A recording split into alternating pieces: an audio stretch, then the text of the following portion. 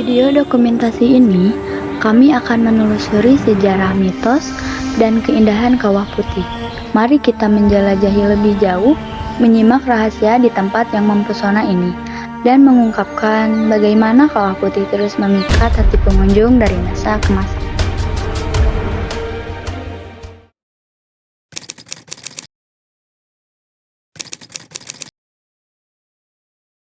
Halo guys, teman-teman. Kenalin nih, aku Septia Mutiara dan rekan aku. Saya Fahri Ulul Azmi. Nah, di sini kita berdua mau ngejelasin sejarah Kawah Putih. Nah, ada apa aja sih Fahri Ulul Azmi? Apa aja ya? Lihat videonya.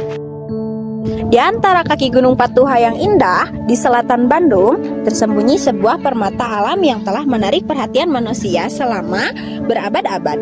Sebuah kawah putih berwarna biru keputihan yang tak hanya menyuguhkan pemandangan memukau, namun juga menyimpan kisah-kisah dari masa lalu yang membentang melintasi waktu dan sejarah. Kira-kira apa yang ada di benak kalian ketika mendengar kata Kawah Putih? Apakah pemandangan yang bagus atau bau bererangnya? Selain dikenal dengan pemandangan yang bagus, Kawah Putih juga dikenal dengan mitos-mitos yang sangat mengerikan. Kita lihat penjelasannya. Bagi masyarakat setempat, Kawah Putih bukan sekedar tempat wisata. Sejak zaman dahulu, kawasan ini dianggap sebagai tempat yang suci penuh dengan misteri dan cerita mistis. Gunung Patuha, tempat di mana Kawah Putih ini berada, diyakini sebagai rumah bagi arwah leluhur.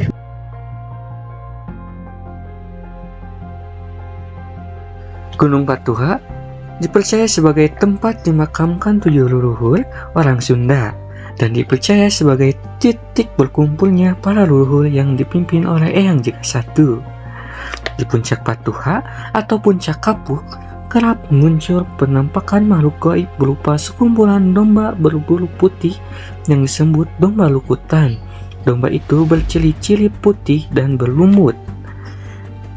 Dan Gunung Patuha diambil dari nama ketua domba tersebut, yaitu Pak Tua.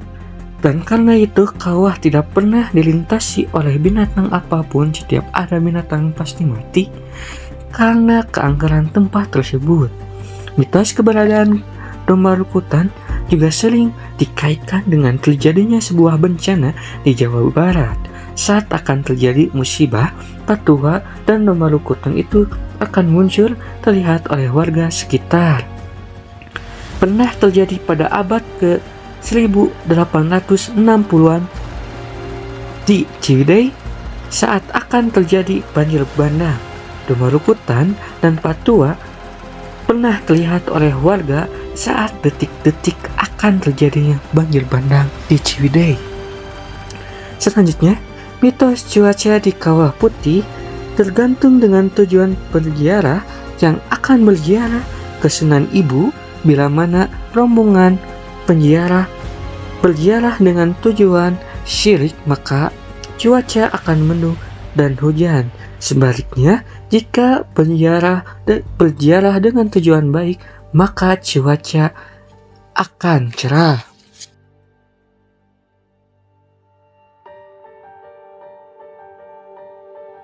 Di antara kaki Gunung Patuha yang indah di selatan Bandung tersembunyi sebuah permata alam yang telah menarik perhatian manusia selama berabad-abad. Kawah Putih berwarna biru keputihan yang tak hanya menyuguhkan pemandangan memukau, namun juga menyimpan kisah-kisah dari masa lalu yang membentang melintasi waktu dan sejarah.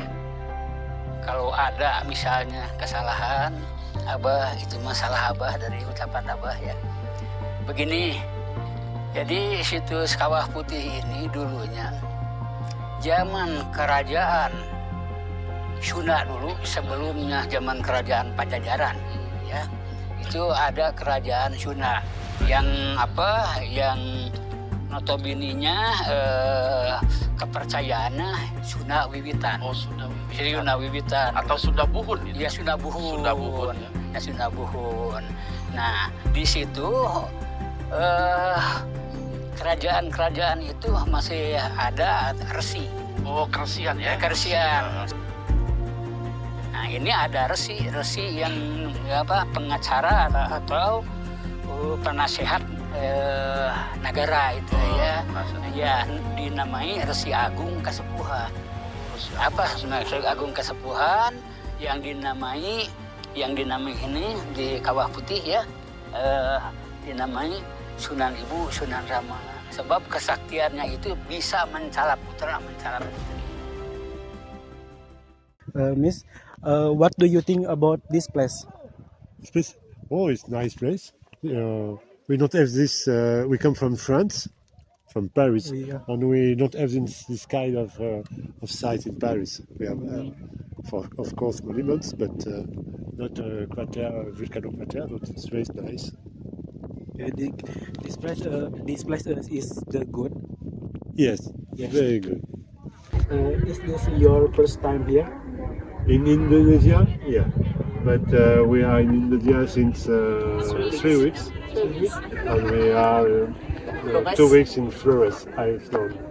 You know, Komodo, Yeah, Ende, I know. and so on. Hmm.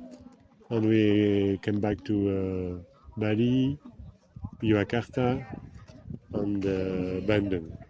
What are you looking for here? Oh, just a nice place on a panorama, on a view, to something different as we are in France. In France.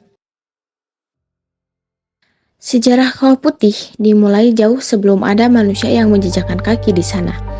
Gunung Patuha adalah salah satu gunung berapi tua di Jawa Barat yang tercatat telah mengalami beberapa kali letusan besar. Salah satu letusan paling dahsyat terjadi pada abad ke-10 yang mengakibatkan terbentuknya kawah ini. Letusan dahsyat itu menciptakan sebuah kawah besar yang kemudian terisi air hujan dan bahan-bahan kimia dari bawah tanah. Hingga terbentuklah danau yang kita kenal sebagai Kawah Putih. Air danau ini kaya akan kandungan sulfur yang menyebabkan warnanya bisa berubah-ubah, mulai dari hijau, putih hingga biru keabuan, tergantung pada cuaca dan kadar belerang. Namun tak hanya keindahan alamnya yang membuat Kawah Putih menarik, pada zaman dulu penduduk sekitar percaya bahwa tempat ini angker. Konon burung-burung yang terbang di atas kawah tiba-tiba mati. Karena itu, masyarakat setempat menghindari kawasan ini, meyakini bahwa kawah ini adalah tempat berkumpulnya roh-roh gaib. Mitos ini terus hidup hingga abad ke-19, ketika seorang ilmuwan berkebangsaan Jerman bernama Franz Wilhelm Junghun memutuskan untuk menyelidiki lebih jauh. Pada tahun 1837, Junghun memberanikan diri menelusuri Kawah Putih dan menemukan bahwa burung-burung mati bukan karena keangkeran, melainkan karena tingginya kadar sulfur di udara yang berbahaya bagi makhluk hidup.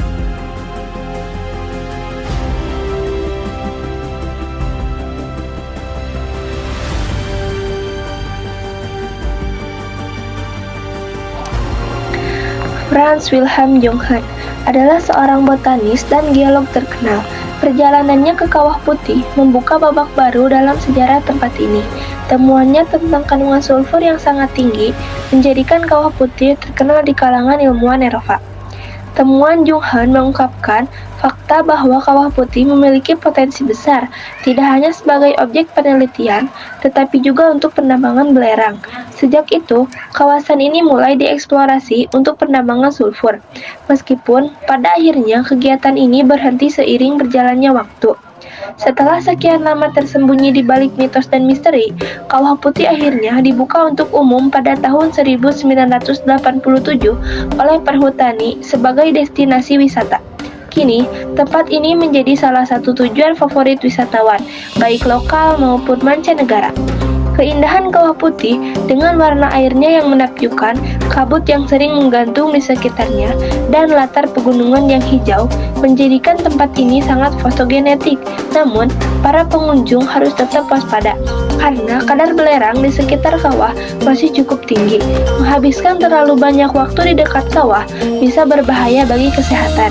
Ibu, kenapa bisa tertarik dengan wisata Kawah Putih? Ada apa sih dengan Kawah Putih sampai Ibu bisa tertarik masuk ke Kawah Putih ini?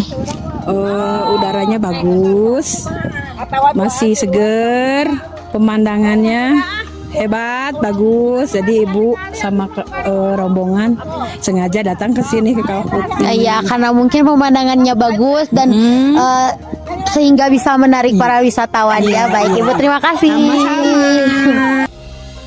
Saat ini, Kawah Putih memiliki relevansi yang luas di berbagai aspek kehidupan, baik sebagai destinasi wisata alam maupun sebagai kawasan yang berkontribusi terhadap ekonomi lokal.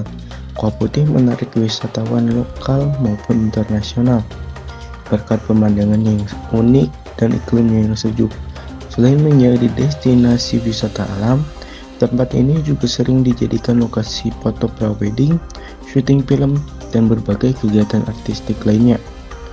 Meskipun memberikan banyak manfaat, aktivitas pariwisata yang tidak terkendali juga membawa dampak negatif bagi lingkungan Kawah Putih. Peningkatan jumlah wisatawan menyebabkan terjadinya kerusakan ekosistem di sekitarnya. Oleh karena itu, langkah-langkah konservasi untuk menjaga kawasan ini sangat penting, mulai dari mengurangi sampah dan mengurangi jumlah wisatawan yang berkunjung ke tempat ini. Apa biasanya pengalaman yang dicari oleh pengunjung ketika datang ke Kawah Putih? Mungkin ingin lebih tahu sejarahnya Kawah Putih itu seperti apa.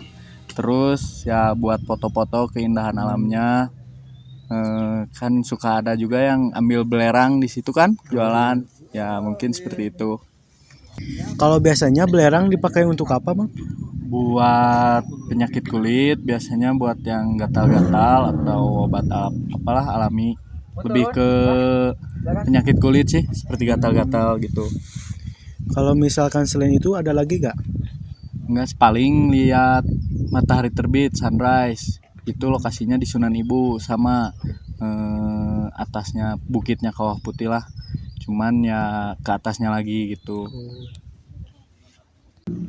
Melestarikan sejarah Kawah Putih penting untuk menjaga nilai budaya, spiritual, dan lingkungan kawasan ini. Upaya pelestarian dapat dilakukan melalui edukasi masyarakat tentang sejarah dan mitos lokal, konservasi lingkungan, serta pengelola pariwisata yang berkelanjutan. Dengan menjaga keseimbangan antara pemanfaatan ekonomi dan pelestarian alam serta sejarahnya, Kawah Putih dapat terus menjadi sumber pengetahuan, warisan budaya, dan destinasi wisata bagi generasi mendatang. Oleh karena itu, mari bersama-sama kita jaga dan melestarikan Kawah Putih.